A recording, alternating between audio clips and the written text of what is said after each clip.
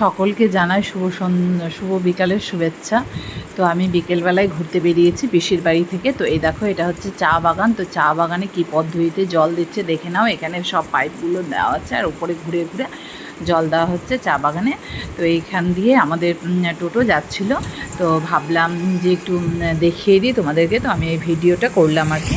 তো এবার জল দেওয়া তো দেখালো, এবার দেখানো হলো। এবার দেখো, দুটো আমি ফটো তুলে নিলাম। এই পুরোটাই হচ্ছে চা বাগান আর ভীষণ সুন্দর লাগলো। তো চা বাগান থেকে আমরা চলে এলাম গর্তেশ্বরী মন্দির। এখানে গর্তেশ্বরী মন্দির আর গর্ভেশ্বরী মন্দির আছে। তো এই মন্দিরের ভেতরে এই মূর্তিটা ছিল। তো এই মূর্তিটা দেখে নাও সবাই। আর এই দেখো, এখানে ঠাকুরমশাই যেহেতু বিকেল সন্ধে হয়ে গেছে, তো এখানে সন্ধ্যা দিচ্ছে। তো আমরা দাঁড়িয়ে ওখানে সন্ধ্যাটা দেখলাম, সন্ধ্যা আরতিটা দেখার পরে তারপরে আমরা আবার পাশে আরেকটা মন্দির আছে, গর্ভেশ্বরী মন্দির। তো সেই মন্দিরে আমরা চলে, এই যে এটাও গর্ভেশ্বরী মন্দিরটাই দেখাচ্ছি আবার। এটা পুরোটা একবার ভালো করে দেখে নাও তোমরা।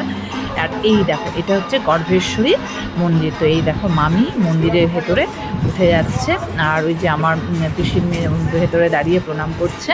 তো এই দুটো মন্দিরই পাশাপাশি আছে। তো এই গর্ভেশ্বরী মন্দিরে মায়ের আছে বামপদ পড়েছে সতী মায়ের। তো এটাই ওখানে লেখা ছিল, সেটাই আমরা দেখলাম।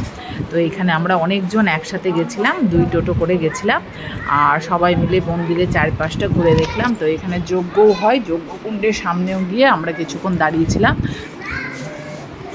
তো এই দেখো, এইখানেই দেখা হচ্ছে ত্রিশোদ, এটাও একটা মহাপীঠ। তো এখানে সব লেখা ছিল। তো এটাও একটা ফটো দিয়ে দিলাম।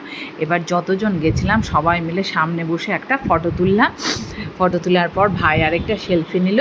তো ভীষণ আনন্দ হচ্ছিল, কিন্তু বাবা আর মামাও গেছিলো, ওরা ছিল না। তো এইটা আবার একটা ফটো তুললাম আর বেশ শান্তি লাগছিল মন্দিরের ভেতরে বসে। তো এই দেখো, এই ছিল আমাদের মন্দিরের ভেতরটা আর বাইরেটা। এবার প্রচণ্ড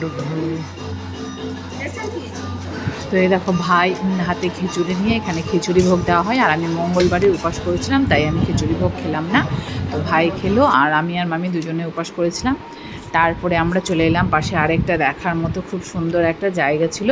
তো সেইখানে এই দেখো, পুরো ঘাসে ভর্তি, মানে ঘাস ঠিক না, এটা মানে কোনো একটা গাছগুলো লাগানো হয়েছে।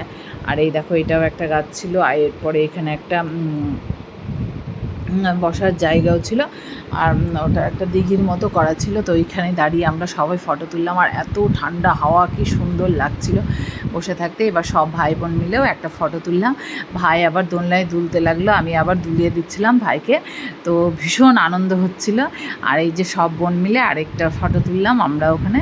তো এবার মামি, আমি, তারপরে ও 3জন মিলেও একটা ফটো তুলে নিলাম। তোলার পরে এবার এখানে বসার জায়গা ছিল, তো ভাবলাম একাই একটা ফটো তুলি। তারপরে গাছের কাছে গেলাম, তো এখানেও ভীষণ ভালো লাগছিলো। তো এই জায়গাটায় দাঁড়িয়েও একটা ফটো তুললাম। তো প্রচুর ফটো তুলেছি আমরা। আর দিয়ে তারপরে আমরা ওখান থেকে বেরিয়ে চলে এলাম। এবার তাছে এখানে একটা জয়ী ব্রিজ হয়েছে, তো যেটা তিস্তা নদীর উপর হয়েছে। মানে আগে এখানকার যোগাযোগের খুব অসুবিধা ছিল, তাই আমাদের মুখ্যমন্ত্রী একটা জয়ী ব্রিজটা বানিয়ে দিয়েছে। এখন মেখলিগঞ্জ বা কোথায় কোথায় যাওয়ার